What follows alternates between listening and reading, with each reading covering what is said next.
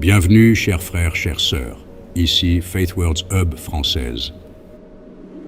Merci de nous rejoindre une fois de plus alors que nous poursuivons notre voyage à travers le livre d'Ésaïe, dans l'édition de ce soir de notre série 3 chapitres bibliques pour ce soir. Nous tournons maintenant notre attention vers les chapitres 10 à 12. Avant de poursuivre notre lecture, prions. Seigneur, alors que nous nous approchons aujourd'hui de ta parole, nous te demandons d'ouvrir nos cœurs afin que nous recevions tout ce que tu désires nous enseigner, que ces passages d'Ésaïe deviennent plus que de simples paroles que nous entendons, qu'ils deviennent une vérité qui parle personnellement dans nos vies. Que ta parole accomplisse son œuvre en nous avec puissance.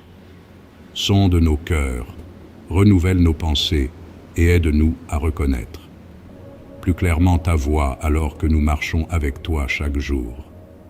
Seigneur, nous nous remettons entre tes mains et nous te demandons qu'à travers ta parole, tu poursuives ton œuvre en nous selon ta volonté parfaite. Au nom de Jésus, nous prions. Amen. Poursuivons maintenant notre lecture. Ésaïe chapitre 10. Ésaïe 10, versets 1 à 4. Malheur à ceux qui prononcent des ordonnances iniques et à ceux qui transcrivent des arrêts injustes, pour refuser justice aux pauvres et ravir leur droit aux malheureux de mon peuple, pour faire des veuves leur proie et des orphelins leur butin. Que ferez-vous au jour du châtiment et de la ruine qui du lointain fondra sur vous? Vers qui fuirez-vous pour avoir du secours? Et où laisserez-vous votre gloire? Les uns seront courbés parmi les captifs, les autres tomberont parmi les morts. Malgré tout cela, sa colère ne s'apaise point, et sa main est encore étendue. Ésaïe 10, versets 5 à 7. Malheur à l'Assyrien, verge de ma colère.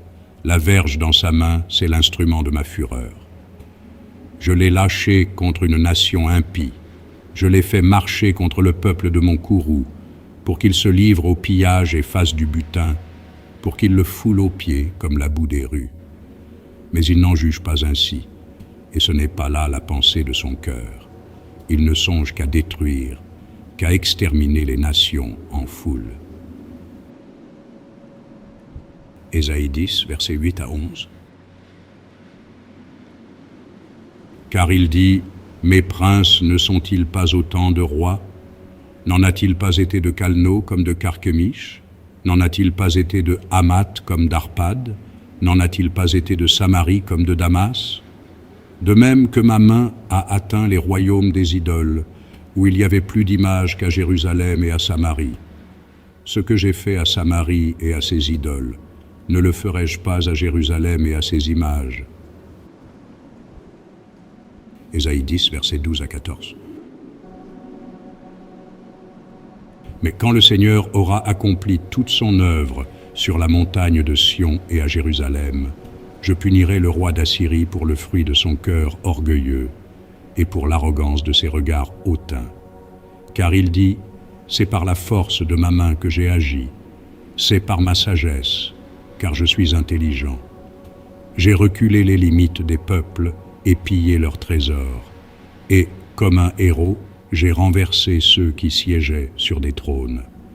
J'ai mis la main sur les richesses des peuples comme sur un nid, et, comme on ramasse des œufs abandonnés, j'ai ramassé toute la terre. Nul n'a remué l'aile, ni ouvert le bec, ni poussé un cri. » Ésaïe 10, versets 15 à 19. La hache se glorifie-t-elle envers celui qui s'en sert, ou la scie est-elle arrogante envers celui qui la manie, comme si la verge faisait mouvoir celui qui la lève, comme si le bâton soulevait celui qui n'est pas du bois? C'est pourquoi le Seigneur des armées, enverra le dépérissement parmi ses robustes guerriers, et sous sa magnificence éclatera un embrasement, comme l'embrasement d'un feu. La lumière d'Israël deviendra un feu, et son sein une flamme, qui consumera et dévorera ses épines et ses ronces en un seul jour, qui consumera, corps et âme, la magnificence de sa forêt et de ses campagnes. Il en sera comme d'un malade qui tombe en défaillance. Le reste des arbres de sa forêt pourra être compté, et un enfant en écrirait le nombre. Ésaïe 10, versets 20 à 23. En ce jour-là, le reste d'Israël et les réchappés de la maison de Jacob cesseront de s'appuyer sur celui qui les frappait. Ils s'appuieront avec confiance sur l'Éternel, le Saint d'Israël. Le reste reviendra, le reste de Jacob, au Dieu puissant. Quand ton peuple, ô Israël, serait comme le sable de la mer, un reste seulement reviendra. La destruction est résolue, elle fera déborder la justice. Et cette destruction qui a été résolue, le Seigneur, l'Éternel des armées, l'accomplira dans tout le pays. Ésaïe 10, versets 24 à 27. Cependant, ainsi parle le Seigneur, l'Éternel des armées, ô mon peuple qui habite en Sion, ne crains pas l'Assyrien. Il te frappe de la verge, et il lève son bâton sur toi, comme faisaient les Égyptiens.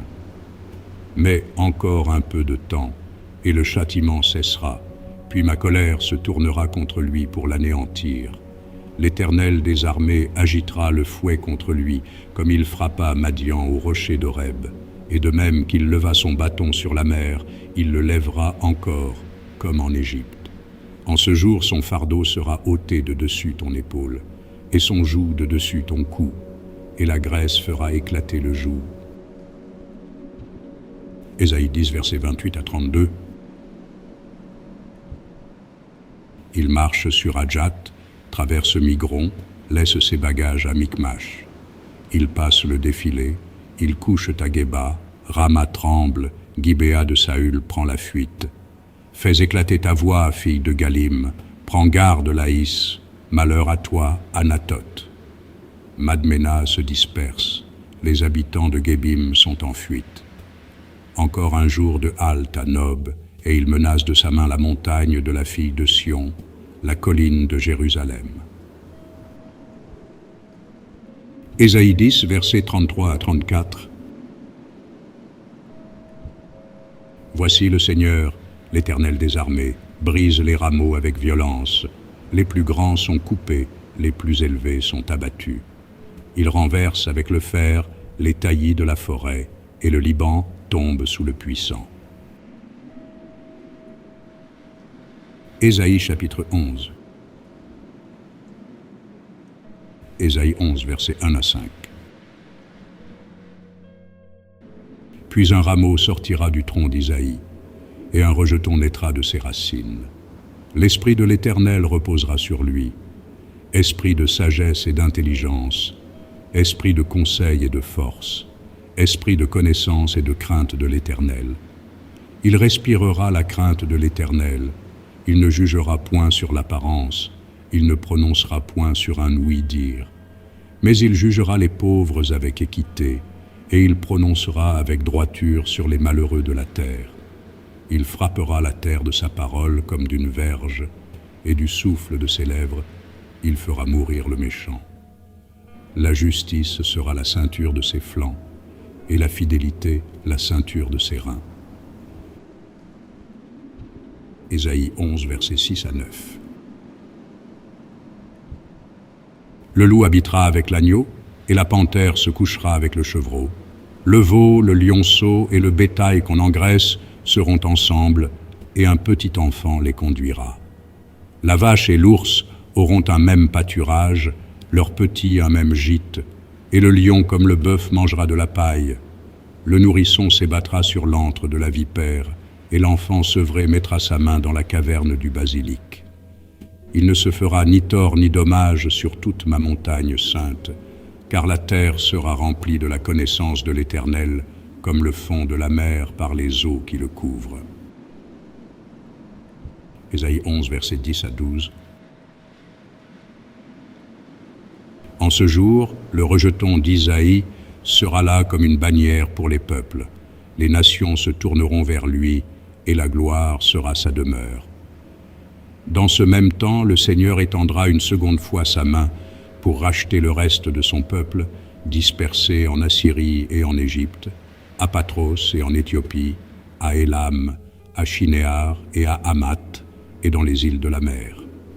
Il élèvera une bannière pour les nations, il rassemblera les exilés d'Israël, et il recueillera les dispersés de Juda, des 4 extrémités de la terre.